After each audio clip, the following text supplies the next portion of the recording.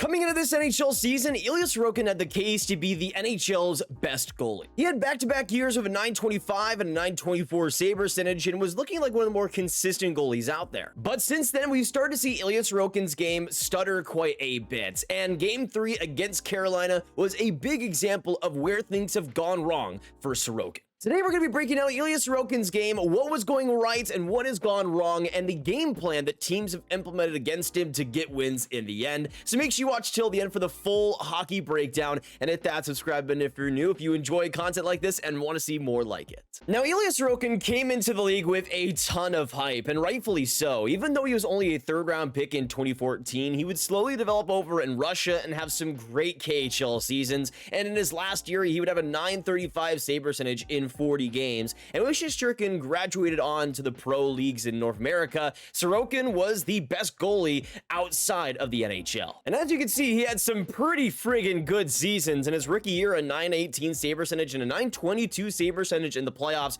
really set the tone. And then in the next 2 years, getting even better and better and continuing to have great performances and cementing himself as one of the better NHL goalies. And in last year's playoffs versus Carolina in 6 games, had a .929 save percentage. Just got better and better in that department. But as you can see, this year has been a major step back from his form. He has, for the first time, had a goals against average over 3, and now is at a .909 save percentage in the regular season. Not to mention a pretty bad game in the playoffs, puts him at a .786 save percentage as well. But in my personal opinion, this is no off season. This is no fluke. We're starting to see the NHL figure out Sorokin and really expose the flaws that he's putting out there. With Sorokin, we know the obvious strengths that he puts out there. For one, the athleticism is the biggest strength for sure. He's rangy, he can get to any puck possible, and that's why he's so good at stopping high danger chances. Ilya Sorokin has always been one of the best high danger chance goalies out there, and in terms of save percentage around the net, he's always been an incredible guy. You can see an .832 save percentage and a .776 save percentage around the net.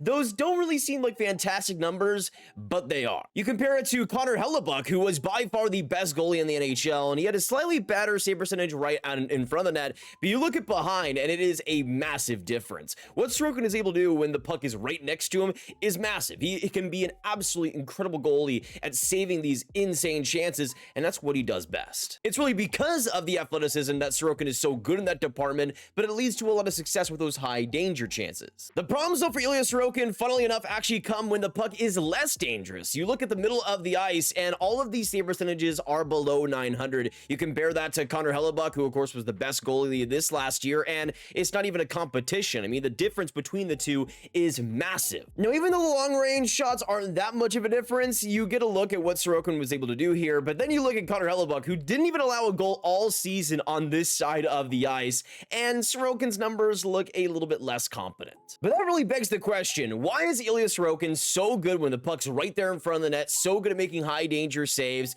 but crumbles when the shots are less dangerous, when those low-danger chances come at him? Well, it's a pretty easy answer. The game plan against Ilya Sorokin is actually quite simple, and it boils down to 2 things, and these can apply to other goaltenders, but especially in Sorokin's case, it is awful against him. 1, get bodies in front of the net. Make Sorokin's tracking job way harder. And 2, shoot from anywhere. Get rebounds at any way possible, shoot at his pads, and get bodies in front, get the loose change, get your scores in front of the net to sweep it all up and score goals in the end. It's really not all that difficult, and some other goaltenders also have these faults, but in Sorokin's case, it is the key to scoring goals against him and getting wins in the end. You can see on this goal how Tampa is crowding the net, getting a shot from those mid-range areas, and look how it's able to create an opportunity here. Just a simple shot and an absolute leaky rebound, and Paul's able to take advantage. He gets some open space, the rebound's there, bang, bang. You have this goal against Vegas, which I think illustrates the points perfectly. You have Vegas coming up on the rush, Barbashev to Marchessault,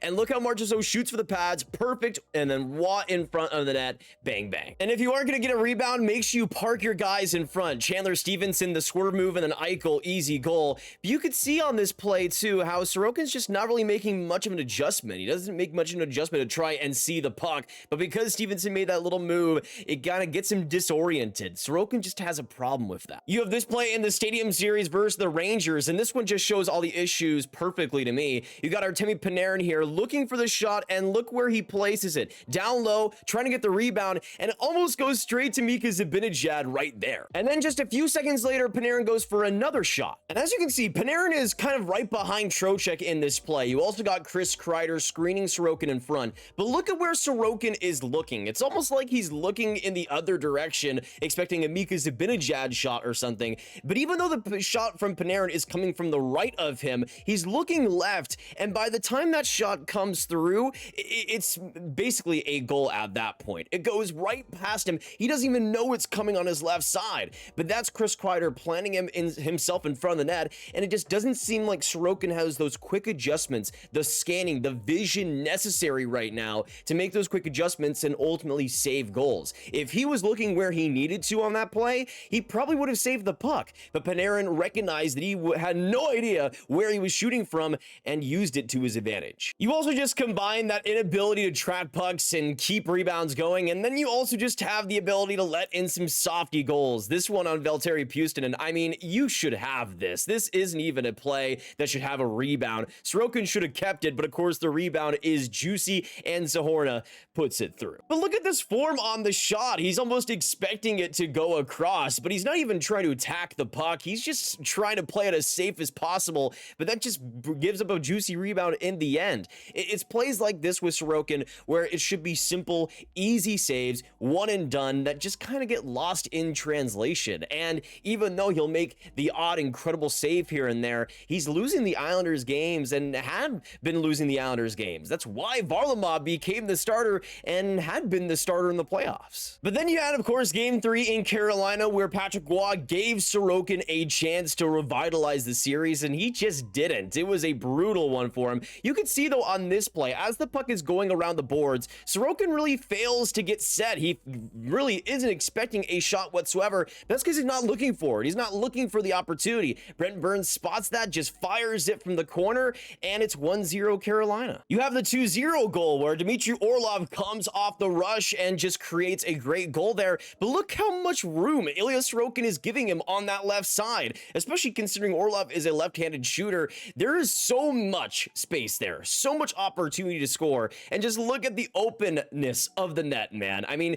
Sorokin is just not covering where he needed to, and maybe he was trying to compensate on one side so he could see a little bit better, but he bit on one side of the ice and Orlov made him pay. Sebastian Aho used it to perfection as well on the next goal, pretty much shooting from the exact same position and area as Dmitry Orlov did, and you could see Aho using Clutterbuck perfectly as a wall, as a screen in front of Sorokin, and he's just not able to read the play. He's a little bit behind in his net too, not being as aggressive as he should be, and Aho made it 3-1 there. All in all, Ilya Sorokin would allow 3 goals on 14 shots and ultimately be pulled in favor of Semyon Varlamov, and I doubt we see Sorokin in this series again. It's crazy, though, that in such a short time, NHL teams have caught on so quickly to what Sorokin is doing, the failures in his game that continue to mount, and really the lack of adjustments. I mean, it was something that was even a problem brought up by Patrick Roy. It was something that Roy publicly talked about, saying that Sorokin's rebound control had gotten better, and he's going to see a lot of shots performing better when that's the case,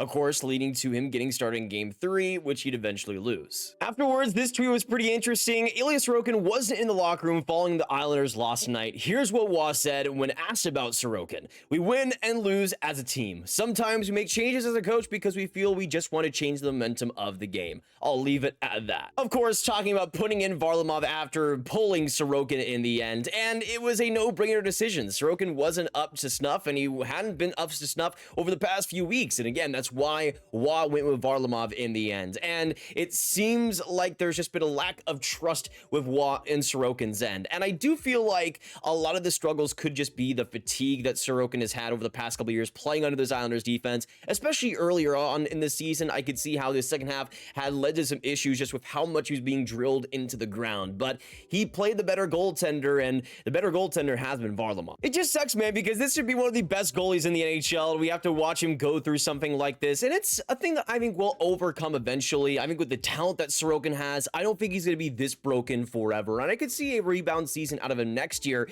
but the thing is, big changes, I think, need to happen in his game. I think big adjustments need to be made before we see Sorokin get back to the level he was at a couple years ago. The sad, simple truth is that teams have exposed Sorokin's weaknesses. They are making him pay for it time and time again, and until adjustments are made, it's not going to get any better. Thank goodness for the Islanders, though, man, that they had Semyon Varlamov as a backup option, somebody that could come in when needed, and he has been fantastic in the wake of Sorokin's performances. You can see this year, 918 save percentage in 28 games, and I thought he played pretty well in the playoffs so far, being pretty sturdy for the Islanders and being exactly what they needed, and that's not always a guarantee when you're talking about a 35-year-old. The main thing that really could be a worry, though, is that long-term future, because just last July, the Islanders signed Sorokin to an 8-year contract worth $8.25 million, and it was a hefty upgrade over what he was getting paid before, but he was getting paid like he probably should have. He had been one of the best goaltenders leading up to that point, but since then, we haven't seen Sorokin play up to expectation. The Islanders are paying Sorokin to be a top 5 goaltender in this league, and even though every goaltender goes through these fluxes, goes through these times where it's just not going to work out for them,